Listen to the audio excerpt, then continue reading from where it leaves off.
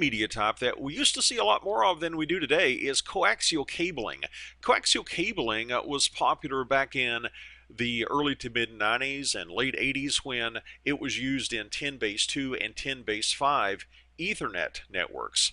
We don't see it much anymore, but back in those days, you would have a coaxial cable that would weave its way through your office space, from one desk to another desk, from one office to another office, and in workstations like a PC would tap in to this coaxial cable. You see on screen what's called a T connector, and we would take our PC and connect into that T connector, and the specific kind of connector being used here is called a BNC connector, and different literature defines BNC differently. Some literature will say that BNC refers to a British naval connector, while other literature says that BNC stands for Bayonet Neil Consolman. But however you want to define it, with this connector, you would take the cable, the coaxial cable running from a PC, and you would push and twist it into this connector to lock it in. And this coaxial cable might look similar to what you use in your home for your cable TV. However, it's different. It's a different kind of coaxial cable.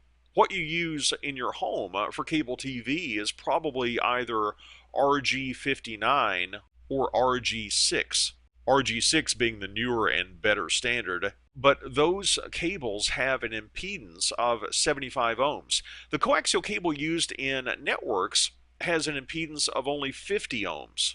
And the specific type of cable that was used for 10 base 2, that's the thinner version, sometimes called ThinNet, was RG58. It had an impedance of 50 ohms. The thicker cable, used by 10 base 5, also referred to as ThickNet, it was a cable that was similar to RG8, but it had some extra shielding. A metallic braid went around the outside of the cable, gave you a little bit of extra protection from electromagnetic interference.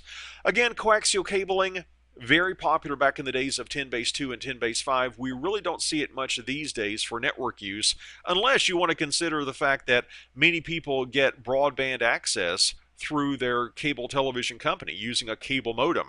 From that perspective, I guess you could argue that we still are using coaxial cable in modern day networks.